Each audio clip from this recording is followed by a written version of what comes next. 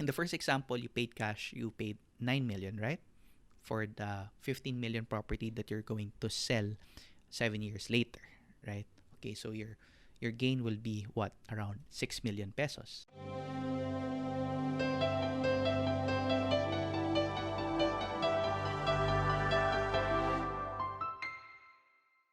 Hi guys, welcome back to the Property King. For today's episode, we're going to discuss which is better, to buy in cash for property or through financing. Okay, so I get this question a lot from from our clients, from buyers. Let's say they have the cash, to pay the property up front and get a discount. Would they go for that? Should they go for that, or should they go through the zero interest financing that the developer usually offers? Okay, my answer is, again, it depends.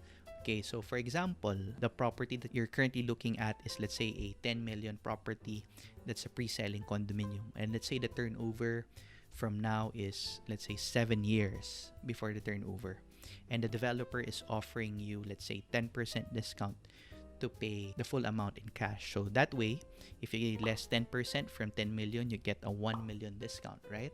So you're going to end up paying for just 9 million for the property, as opposed to buying it through installment. Let's say you only pay 10% as your down payment, and then 40% over the next 7 years. That's only 5 million, zero interest, and then at the end you have another 5 million balance that you'd either have to pay in cash or get a financing term again. Okay, so in this example, in those cases, I would say that if your intent is to sell the property immediately after turnover, and let's say both properties would fetch, let's say in the market after 7 years, it's going to be priced at 15 million. Okay, so in the first example, you paid cash, you paid 9 million, right? For the 15 million property that you're going to sell 7 years later, right?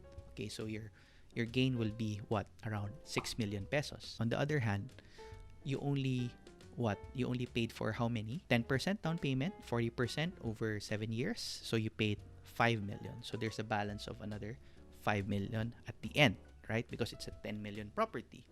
So in this case, your gain is what? It's going to be 5 million, right? Because you didn't pay for the balance of 5 million. You're just going to flip it right away, okay? The good thing about the second case wherein you went to the financing, if you invested that remaining 4 million that you didn't pay because you didn't pay in cash, right? And let's say you invested that entire 4 million in the stock market or mutual funds, and for example, you only gained an average return of let's say 5% every year. So what is 5% of 4 million?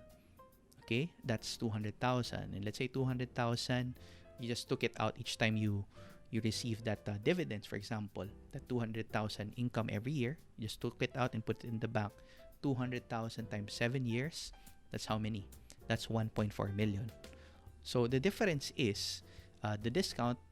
If you paid in cash, you get the 10%, which is 1 million on the cash term, right? In the financing term, on the other hand, you only paid 5 million over the course of 7 years, and if you invested it at a return of 5% every year, you're going to get 1.4 million in terms of income. In that case, it makes sense to do the financing because you were able to get 1.4 million return versus the 1 million discount that you got from paying in cash, right? So this is why I would say that it really depends on your strategy, right? If you're going to pay in cash and you don't know where to put your money in terms of investment, let's say you're not very good at it, you don't have the time, you're very busy with business, you have a lot of excess cash, and you don't want to think about all of these risks, then by all means, if you're comfortable with that, then do that.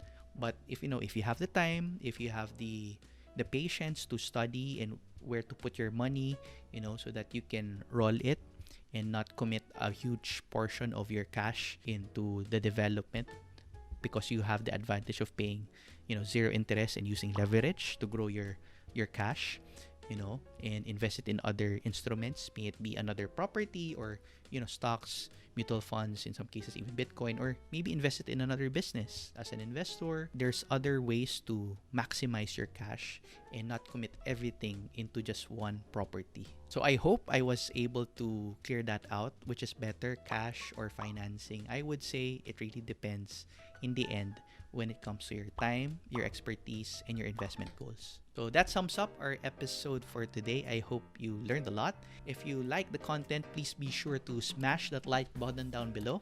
Also, subscribe to the channel if you're new. And don't forget to, hit that bell icon so you're notified each time we have new content. Don't forget to follow our social media accounts at the site. And if you want to schedule a property consultation with me, send me an email at rk@propertyking.ph. Again, this is RK from Property King. Thank you so much for listening. And remember, let's all grow wealthy together. Goodbye.